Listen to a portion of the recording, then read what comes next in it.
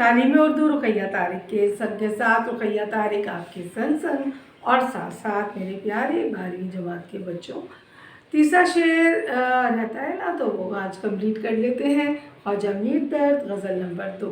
ٹھیک ہے بچوں، آ جاؤ. یگانہ ہے تو آہ بیگانگی میں، کوئی دوسرا اور ایسا نہ دیکھا.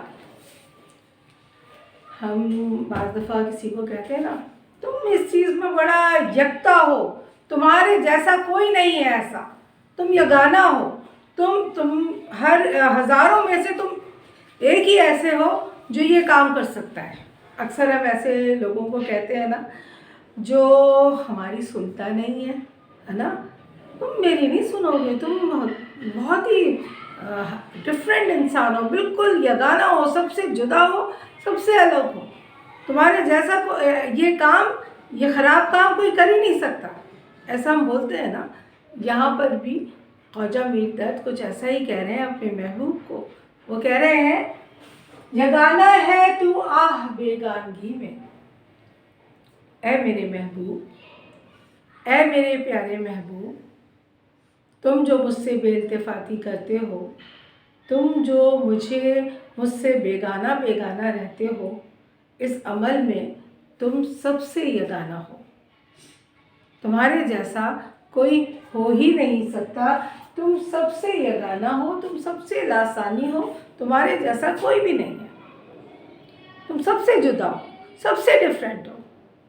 حالانکہ دیکھا یہ گیا ہے کہ محبت کا جواب تو محبت سے ملتا ہے، مگر تم ایسے محبوب ہو، تم وہی تمہاری خصلت ہے جو محبوبوں کا ایک حصہ رہا ہے یہ عمل کرنا کہ عاشق پر توجہ نہ دینا. تم وہی کام کرتے ہو، اور تم تو کچھ زیادہ ہی کرتے ہو.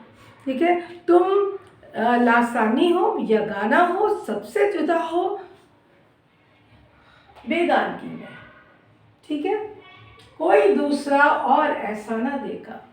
جس طرح تم ہو ایسا کوئی نہیں کرتا، کوئی دوسرا ایسا عمل نہیں کرتا. دنیا میں ہم نے دیکھا ہے اگر ہم کسی سے محبت کرتے ہیں، ہم ایک جانور سے بھی محبت کرتے ہیں تو اس کے جواب میں وہ ہمارا ہو جاتا ہے.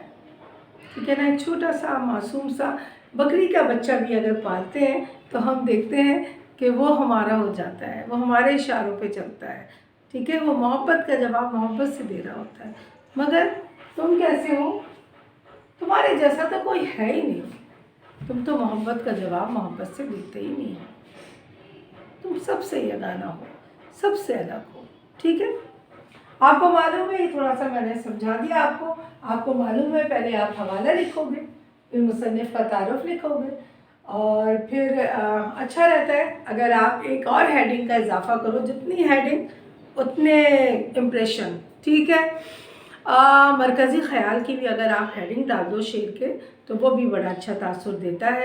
اور یہاں مرکزی خیال میں آپ لکھ سکتے ہو کہ اس کا مرکزی خیال وہی ہے کہ محبوب جو ہے وہ بے التفاتی برتتا ہے. ٹھیک ہے، اب اس ہیڈنگ کے بعد آپ آ جائیے تشریح حال لغت پر.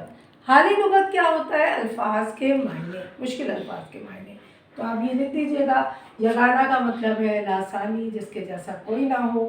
بیگانگی، اور بیگانگی کا مطلب ہے بالکل بے تعلقی کا اظہار کرنا، بے تعلقی کرنا. اور مرکزی خیال میں جیسا کہ آپ کو پتہ ہے کہ محبوب کی بے تعلقی کا یکتا ہونا. ٹھیک ہے، تشریح میں آپ لکھیے گا. زیر نظر شعر میں خواجہ میر درد نے صنعت تضاد کا استعمال کیا ہے.